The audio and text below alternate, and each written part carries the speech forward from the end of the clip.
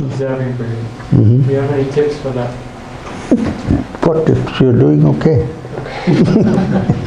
You're doing all right. You're saying that I start breathing and fix my attention on the breath. As it goes inside, sometimes it's happening by itself and I'm witnessing it. Right? Mostly, yeah. Yeah. But it's whether or not I feel like if it's being I'm being too mechanical with the breath. Like maybe stretching the inhalation rather than just letting it be natural. Let it be natural. Then. That's what I'm trying. If you feel good, then let it be natural. Don't have to stretch.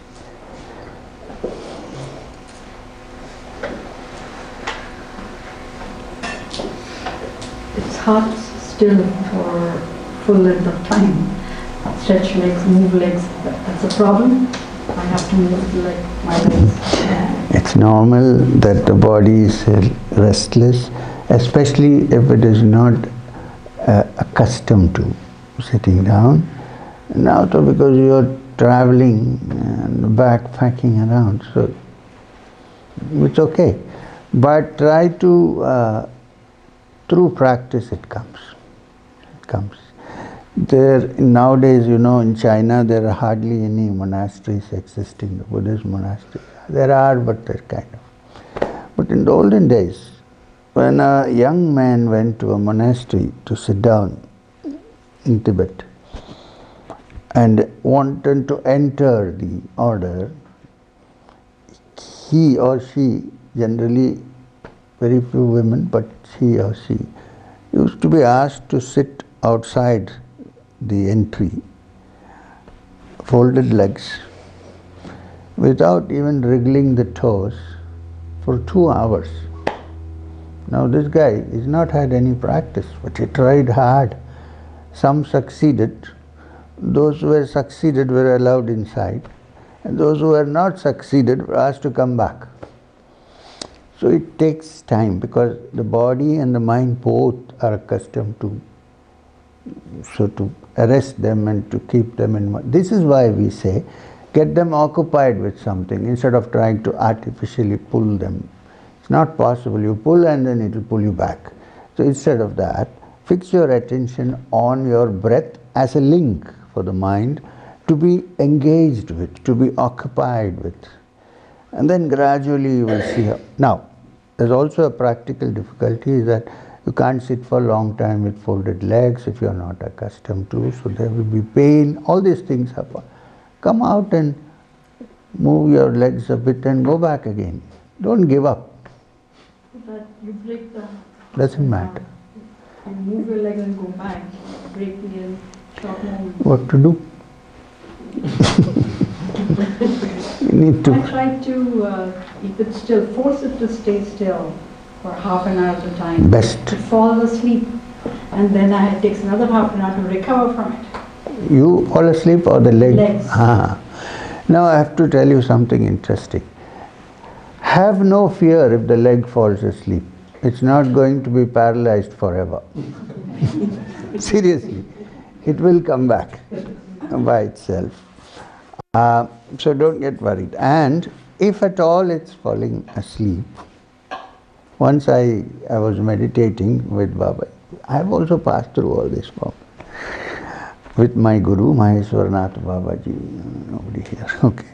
So I was sitting down and doing Padmasana, full Padmasana, Baddha Padmasana, with hands crossed and holding the toes. All right. And after some time this part fell asleep. Both actually. It started from here, the whole thing became pins and needles. I got really frightened. I thought maybe this is my end, because when I wake up I will be paralyzed, I won't be able to walk, and I was very young. So Babaji, and I was disturbed, so he came from behind, tapped me on the shoulder. What? I said, Babaji, I think मेरा पैर तो अभी खत्म हो जाएगा लगता है. I said, I thought I'm going to end, this is going to be paralyzed. He said, shut up and sit down. And then he said, I thought he was going to say, stretch your legs, walk and come back. He said, shut up and sit. So I said, And then he said, then after 40 minutes, I somehow managed to sit. The pins and needles were there. The pins and needles came up to here. From here. Up to here. So Babaji came again, so I opened my eyes and I said, now to yahan tak pahunch gaya hai. He said, when it completely covers your body, call me. So I waited. This is something interesting. Then my whole body was pins and needles, and I was no more in the body.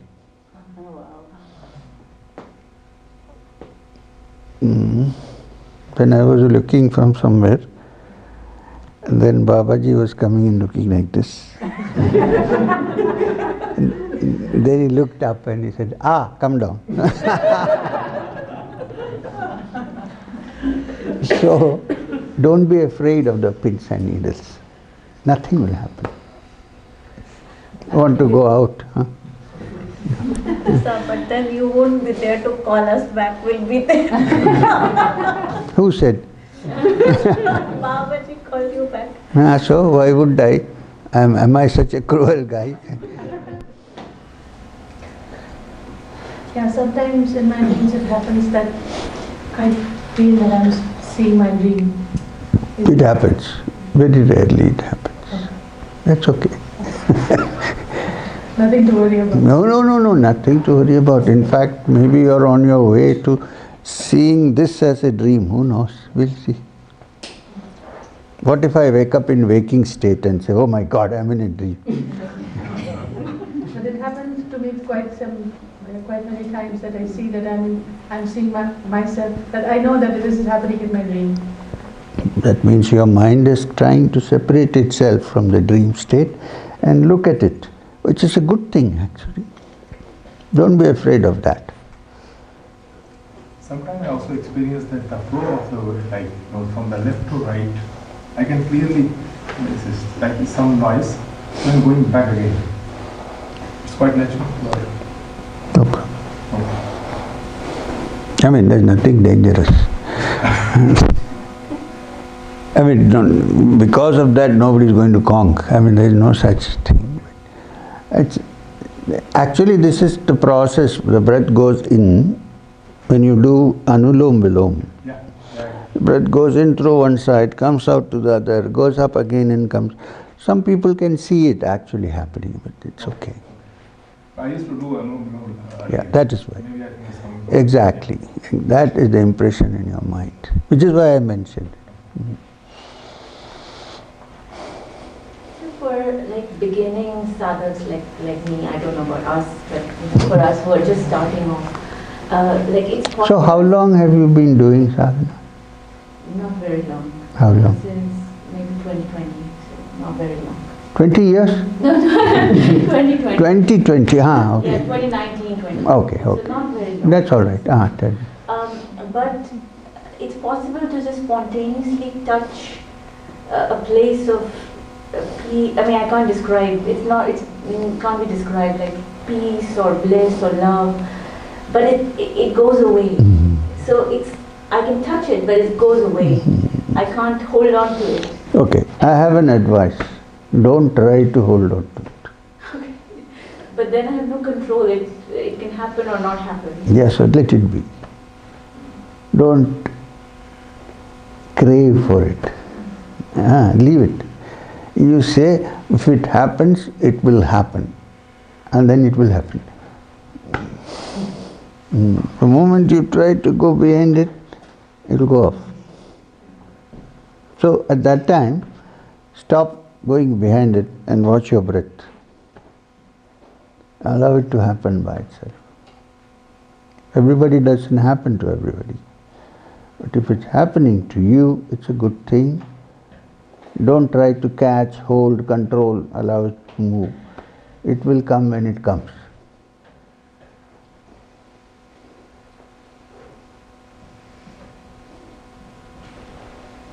No question. Why? How come sometimes you, my dear lady, ask questions on YouTube, I mean on email, but you don't open your mouth when you see me. What is this? Sir, I ask my question in language. Thank you. Is it okay to associate an image in positive image while you are breathing? Do you want to? No. I'm asking you because you can also do without an image by completely giving attention to the breath. Possible. If you want to fix your attention on something which really fills your heart, there is no harm. Actually, it's useful. It would be useful. Suppose you have an image of a yogi or something, or the divinity in some. Your mind gets engaged on it, you love it, you fix it, that's fine. But also breathe. As long as you don't fix my image in your mind. What? No,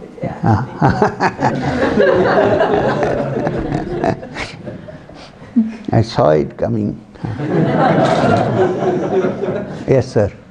So you were talking about dreaming state, waking state, and sometimes when I went to sleep, especially as I start to practice, I am aware that I am not sleeping, and aware I'm not completely awake. And I don't feel the body at this moment, but I'm there.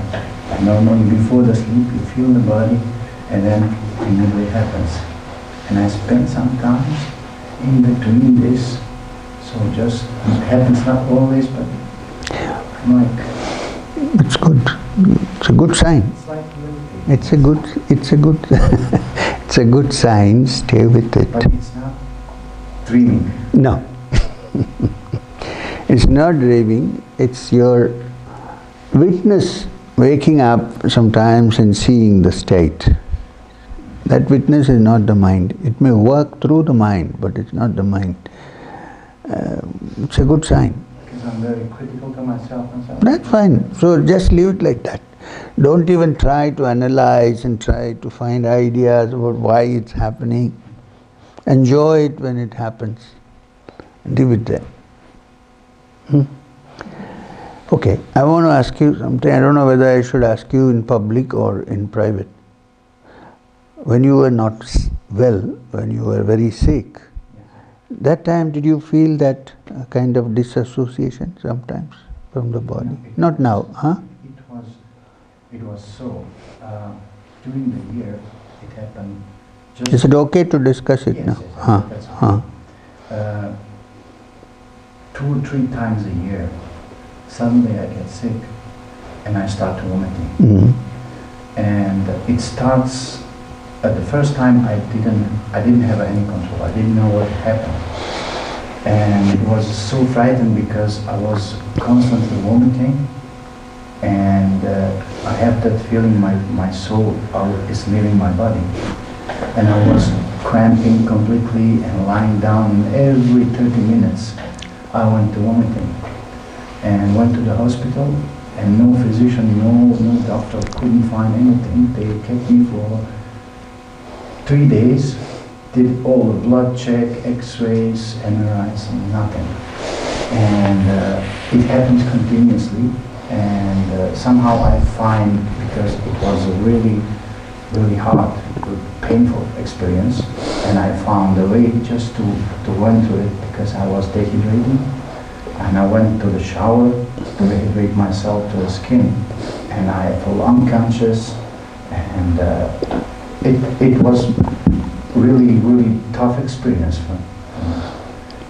Did you feel disassociation at that time? No. No. I cannot describe. Okay. It was a lot of pain. Okay. I went 2 or 3 times. I think I was unconscious. And after meeting you in Zurich, it's nothing. Where? In Zurich. In Zurich? Yes. Years ago. It never happened again. All your poison is gone. It was a problem, not a poison to explain. It was your coming out of things which were not required for you, so they were all wiped out. So then I came and talked to you. Because I was asking you that I'm just trying to connect some dots because I cannot put it in anything because I was asking physicians, I was asking you. It's a cleaning process. I have the same. Oh God, I hope everybody doesn't get into this. Certainly not together. I just wanted to figure out, that's all. Thank you. I have a question. Now I know why I have the same thing. But my question was, it seems like the level of attention, right, when we fix attention, there are like different levels of attention. And it's like, I don't know who is watching this attention, but it feels like you can a little bit add the flame to this attention, or you can turn it off. What is better? Relaxed attention completely, or sometimes not to sleep, you kind of add the flame a little bit and to keep this attention? Keep it. Keep it. And the second question is, well, what if there's pretty much nothing else? If the desire, I don't know, it's not desire, but there is nothing else you want to do on a planet, I mean, on a normal life. You just want to do that and be in this very pleasant. I would love that you do that, but you have a job, you have many things to do, right? If everybody starts this, then what happens? Maybe at some time you will give up all this and start working on full time on this. Who knows? Huh?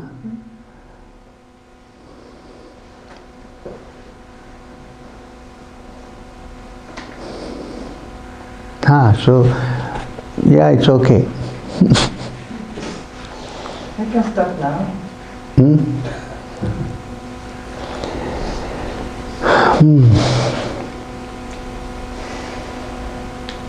Yes. I'm sorry to ask this, maybe funny. I just started. Funny. And yesterday I was doing my kriya in between. I felt very much relaxed. And, I don't know whether that's a feeling of experiencing something, or is it like my body is relaxed because I am doing kriya. I felt for a while very much, I couldn't explain it, but I was noticing it. So I am not sure is it my body is relaxing, or I don't know, is that the feeling? Even, did you enjoy it? Leave it. Let's not speculate on it. Huh? Not form ideas on it. I have a question about the intensity to pursue the path. So there are periods when it's very intense, that I could follow let's say, the practice. But there are periods when it actually tapers off. So what can I do to sustain it? Because, or should I even try to do that, or let it just when it's... Let it be. Your body and your mind sometimes so it naturally unties it a bit, which is okay. But as long as you come back to it again and again. One day you will come back to it and you'll eat the grapes and then you will not go down. But till then, let it be. But important that you don't go off forever, but come back. Maybe some more things to do. Which, yes, sir. I have a question on your book. The journey continues. Yes. It's an important matter for me since a long time. You mentioned that you encountered Jesus in the Kailash, and he told you, let your body be crucified, if that means help for even a single soul. The concept of Jesus on the cross taking over sins from I don't know whom is a general concept in Christianity. But I cannot put it in any concept that I know from the Indian philosophy. It's totally off. Maybe it's on a bhakti basis, but if you could elaborate a little bit. Yes. I also don't totally subscribe to the theory that one person can die for the sins of all mankind on the cross.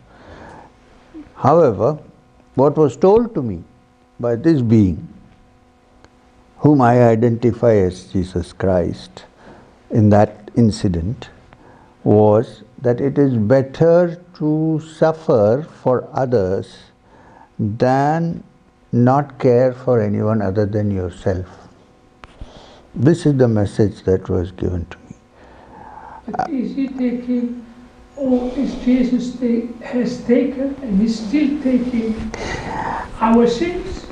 It's a very good thought to have, but I'm not so sure.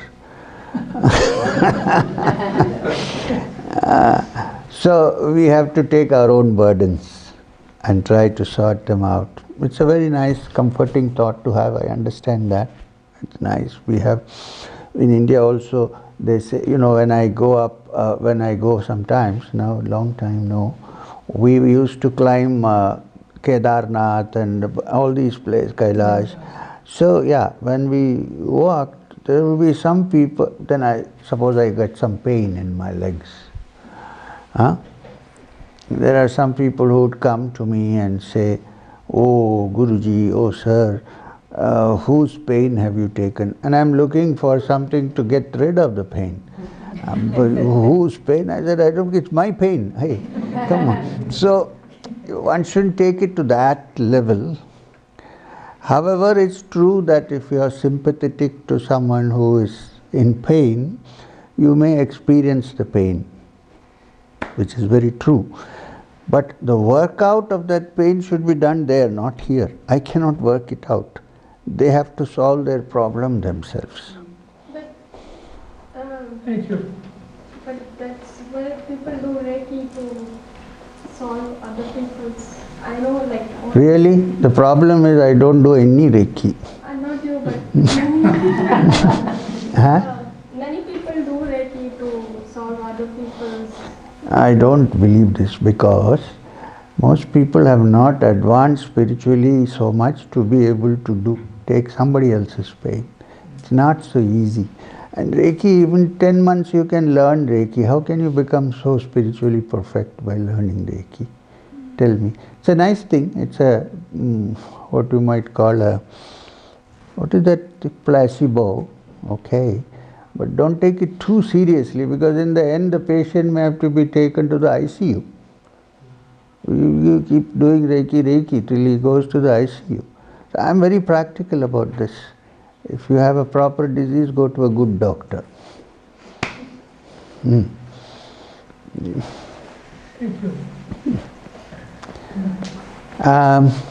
Is it possible? Oh, you can't. She can't travel to India, can she? No. Not possible. I mean, the gurus take over sometimes. We read it in Thiruvananthapuram Autobiography. It is only not people who do a correspondence course and learn Reiki. No. Yeah, great teachers. Yes, I understand. Exceptional. It's very exceptional. I'm saying don't make it a comment. I understood that. This is why I didn't comment on Jesus, to be honest. Because it's such a cardinal point. Very true. In our Christian. Philosophy, yes. True. Yeah, many people do think that this happened. Yes, could be. Teachers, greatly advanced spiritual beings might do that. But it's not a common thing. We can't suffer our own pains taking over somebody else. Now, what I was asking was different. Do you think she can travel to India? No. Okay. I have a second question, which is, we discussed at lunch, we have to make sure. When I go in YouTube, my experience with Kriya Yoga from Yogananda, I realized that there are two ways of bringing the consciousness along the spine. Some start from Arjuna here and go down to Muladhara, yes. and other ones are start from Muladhara and go up. Question was nobody told me at lunch it is not too relevant the way up and down. From the Kriya which I teach, we go up and we also go down. Ask all the Kriya people who have taken Kriya, which is why we do it, because yes, you take it up, you also take it down. Then you take it up, then you also take it down. The thing that goes only up happens by itself. We should not do anything about it. This is the teaching. On a lighter note, just to make fun of things, just because I can. Because you can. You asked us to imagine the Guru Mantra, imagine padukas on a lotus. I think I imagine padukas crushing a lotus to release the smell. Crushing the lotus? Stepping on the lotus to release the smell of the lotus. Isn't that better? No. It's better. It's better? It's allowed if you want to do that. But don't crush the lotus.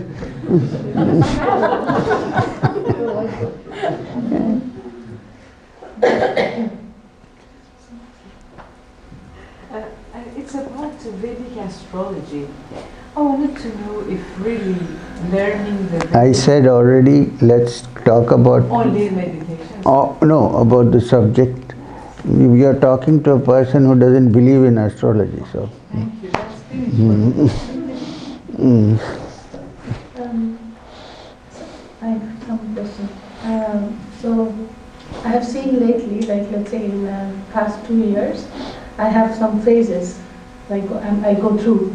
So sometimes I feel that I just see anyone and I go and hug because I feel so happy inside. I just feel. But you didn't hug me. No.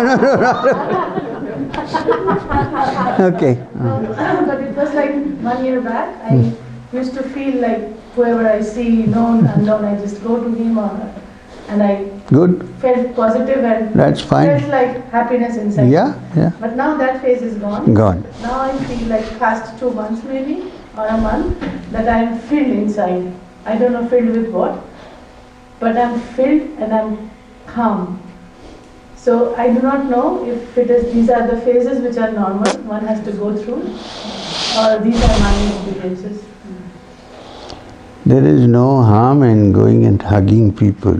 So it's not like hug, but like I feel like I have lots of happiness that I can want to share. Yeah. No harm.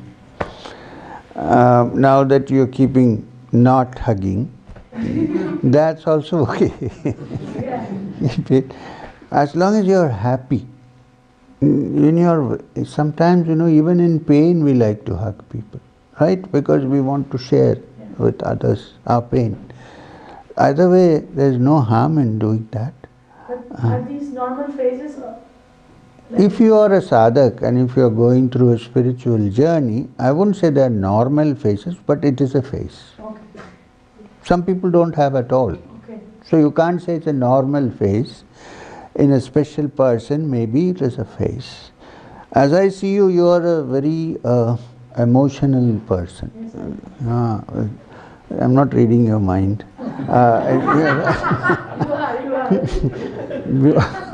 You are a very sentimental, emotional person.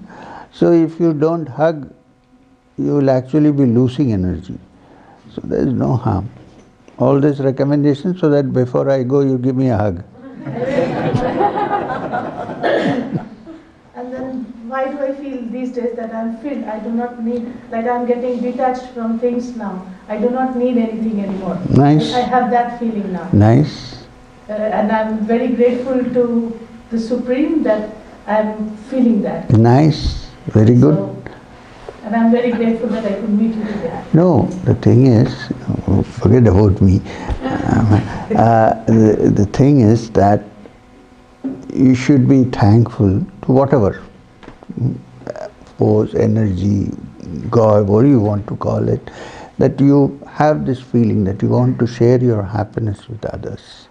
And today, if you feel Purna, that I'm full, be thankful for that also. But the thing is, the mind is such a entity that these feelings can come and go. There's an ebb and a flow, you see. So when it happens, don't get worried. Allow it to happen. That's all. Tomorrow you feel, now I go back to my hugging face. No harm. You know what I mean? But I also know that you are a very kind person. This also I know. So maybe we know each other, who knows? No, Banaras Singh. Do you know me? No. Yes, I know. Banaras ke Ganga Ghat pe bali the bata kabhi. I know that.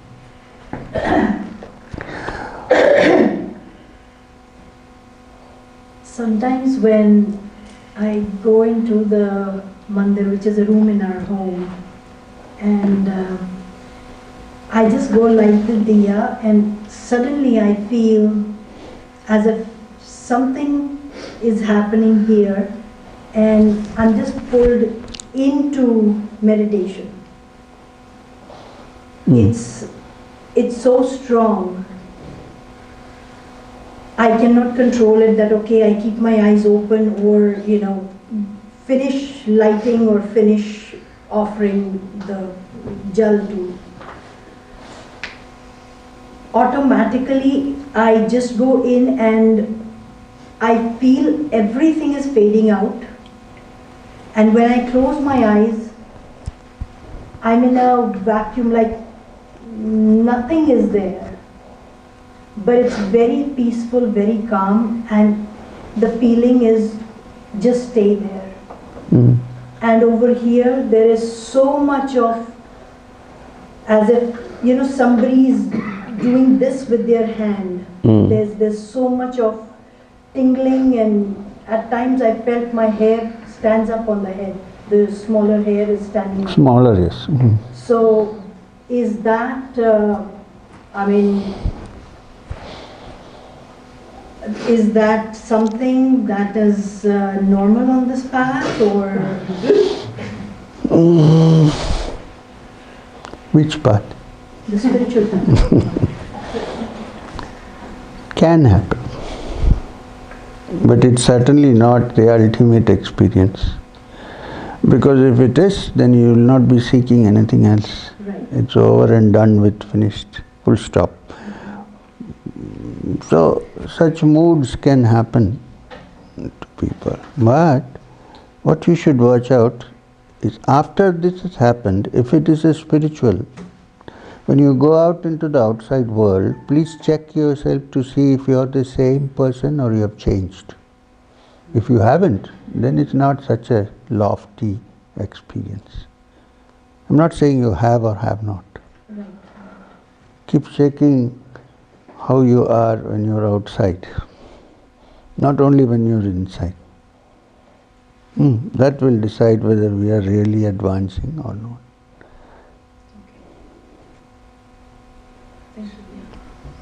While it's a good feeling. एक चक्रधारणा पे एक question था, लेकिन सबने नहीं किया हुआ था, इसलिए एक लिखने के बाद में लिखना। Tell me. हिंदी में पूछेंगे कि अंग्रेजी में पूछेंगे? वो आप Others can hear. So it's okay then.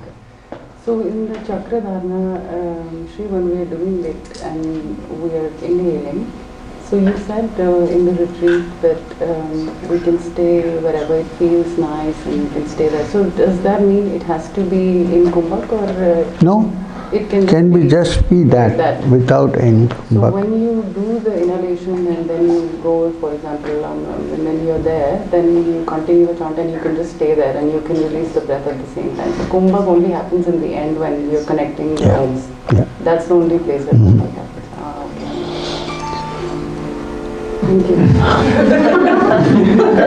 Suppose you feel nice when you are in the anahat. Stay there for some time. Allow yourself to stay there. No need to move out and say, I have to finish up and down and things. Enjoy it.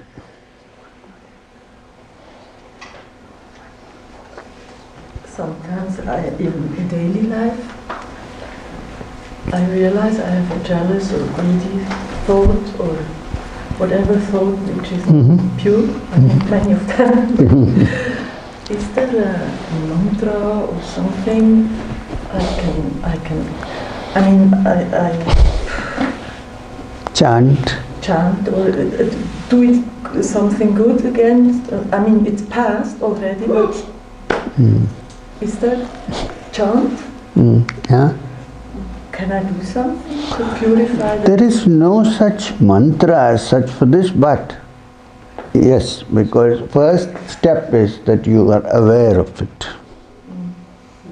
It's a lot. Be aware of it instantly and make up your mind and say, even though it repeats itself again, I won't do it again. I don't want to do it. I don't want to feel it. Keep saying that till you have got rid of it. It won't go in a day's time because all these are part of our samskaras that come out to the body, which manifest themselves in the mind. So it needs constant attention to figure this out. If you are seeking a mantra, I would say simply the chanting of Om, the pranava, in your mind as you go along this practice, as you are walking out, will probably prevent it from coming. There will be less of them coming in. Gradually they might disappear. Yeah, but it's a good thing. One jealousy is very good. That you see somebody else spiritually advancing and I am not. This is a good this is a good jealousy. No harm. Other things are not too good. You know, jealousy is something which is very strange because for everything else, I don't have something, so I am unhappy. Jealousy is strange. Somebody has something and I am unhappy. No? In Kerala, where I come from, there's a saying, there is no medicine for two things. One is jealousy and the other is baldness. All these hair oils advertised, don't trust them. They're just taking your money. But this is the way. Kashandikyam kushambinu marinilla. So, take it this way, that keep watching and becoming aware of it and say that I'll try not to repeat it, but it will happen little by little. It cannot be done in a day. And chant the pranava regularly. The what? Pranava, the Om, sorry.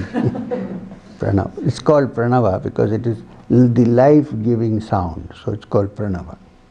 Prana is life. I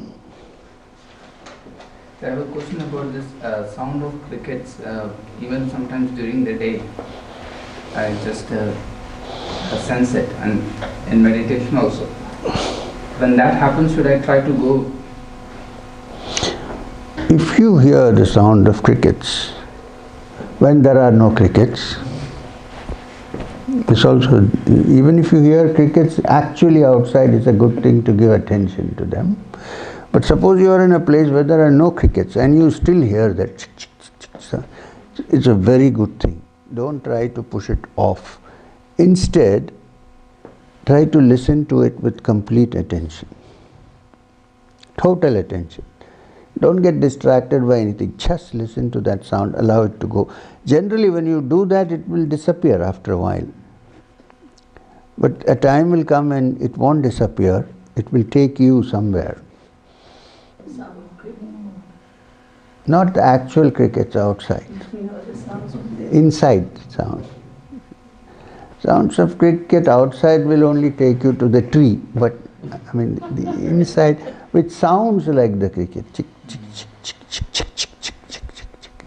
like that. That's a good sign. You listen to that. Many people can't hear it. Listen to that and it will carry you to some level which you will have to discover yourself. Just linked to the same question. Sometimes I hear the sound of bell ringing. And it goes on. I think maybe some ice cream guy has come outside. Denmark, actually, the ice cream, the van will come with the ting, ting, ting. But there is nobody there. There's nobody there. Then I follow that is actually somewhere in the forest woods, because where I stay, the woods is very nearby. I will go to woods also, I don't find any. The what? Woods. Woods. Huh? Forest and woods. So it happens sometime actually. So listen to that. Don't avoid. Listen to the sound. All good sounds are to be listened to. Not screaming sounds and threatening sounds. And just ting, ting, ting, ting, like this. It's called anahat. The sound that comes without striking two objects together. Natural sound. So when it happens, listen to it with that's a kind of meditation actually.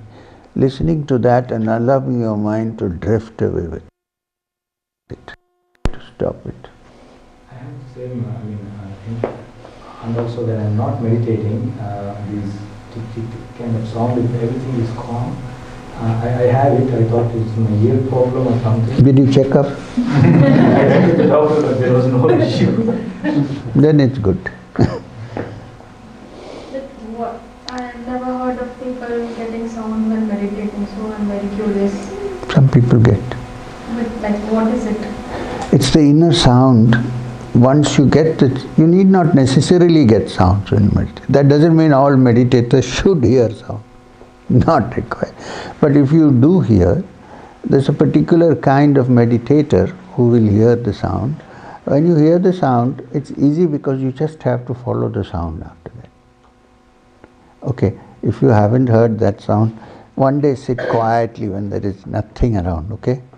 Huh? No sound, no nothing. Shut the window, otherwise you might think the crickets are... Shut everything, sit quietly and then close your eyes. Give attention to the right ear. Try sometime when you go back. Just give attention to the right ear and say, am I hearing something? Don't say, I should hear something. No. Am I? And then tell me if you can hear it.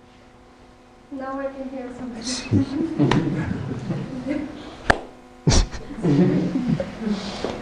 Way to the right ear. I heard it in the left ear. I was sitting on the rock in San Jose, in the creek, and suddenly, I know it's a park, but... Came on the left? The left, and it's like somebody playing left or something. Yeah, but when we learn the sadhana of listening to sound, it's called Nada Yoga, we are asked to listen to the right. I do not know why. So we listen, because we have concluded that there are things which we don't know, so let's figure out. The left is normal too, right? It's okay. Shall we call it a day?